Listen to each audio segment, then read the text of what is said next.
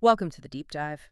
Today, we're taking a closer look, a real deep dive into everything that's been happening recently with Jay Blades. Right. A name, so many of us recognize from BBC's The Repair Shop. Absolutely. That warmth, that empathy he projected. Exactly, and the craftsmanship, of course. So we've gathered, well, basically everything we could find. The latest news reports, public feeling, his career history. Mm-hmm. The idea is to give you a clear, sort of comprehensive view of what's quite a complex and frankly still evolving story, Yeah. without you feeling completely buried in all the information. And it's important to say, I think, this isn't just about, rehashing headlines. No. What we're trying to do here is connect the dots, really. Understand the why behind the what. Accusations. Exactly. Looking at, the different aspects of his public image, these very serious allegations that came out August 5th, 2025. Right. And also the bigger societal questions that this whole situation kind of throws up. There's a lot to unpack. There really is, and maybe for anyone who isn't totally up to speed, Jay Blades really shot to fame with The Repair Shop, didn't he? Oh, massively. That program where experts restore people's treasured items. He just charmed millions across the UK, really, and further afield. That genuine warmth you mentioned. Yeah, and his passion for the craft. He became such a beloved face on British TV, known for fixing things, but also it often felt like people's feelings, too. And that's such a key point, because Jay's story wasn't just about being a TV host. No, form it. He was very involved in community work, published books, even got an MBE, right, for services to craft and charity. That's right, yeah. So he really became this symbol, maybe of hope, resilience, especially for like underrepresented groups in the UK. Mm-hmm. And this public image, built so much on trust, on mending things.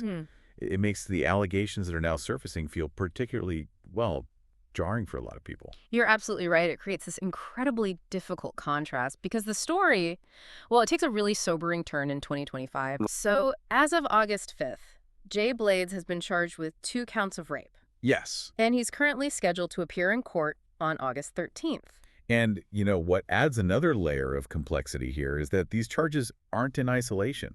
They follow other serious allegations. From late 2024. Exactly. Late 2024, Jay was also charged with coercive control regarding his estranged wife, Lisa's bosun.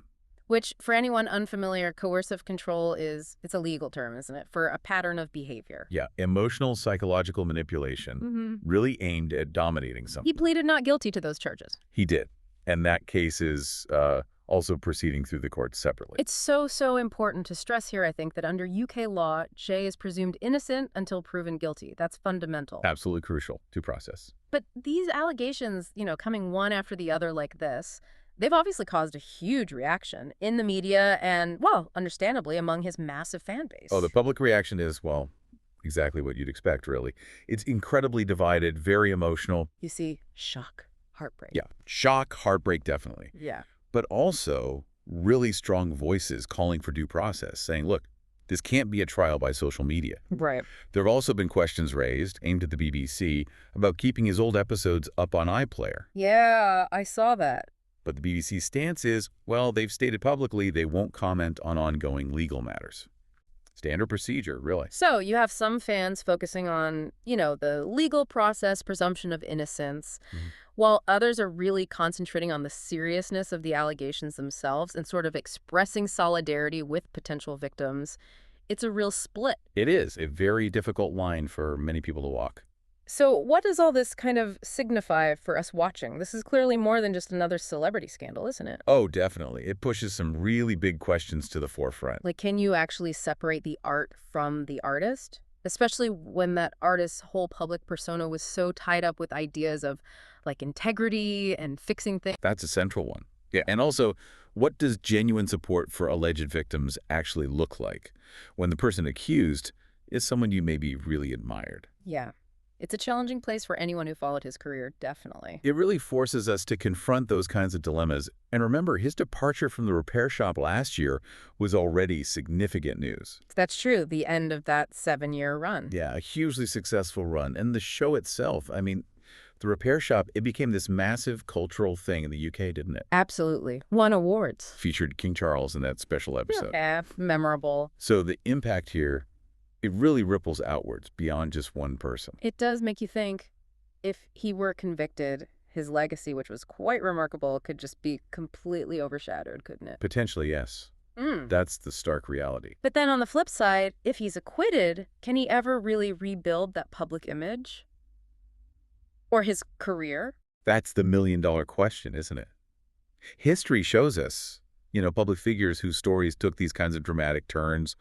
Some found a way back, redemption narratives. Others just couldn't. Others couldn't know. Yeah. This whole situation just forces us to look at how fragile public admiration can actually be. Yeah. And that's what's so striking.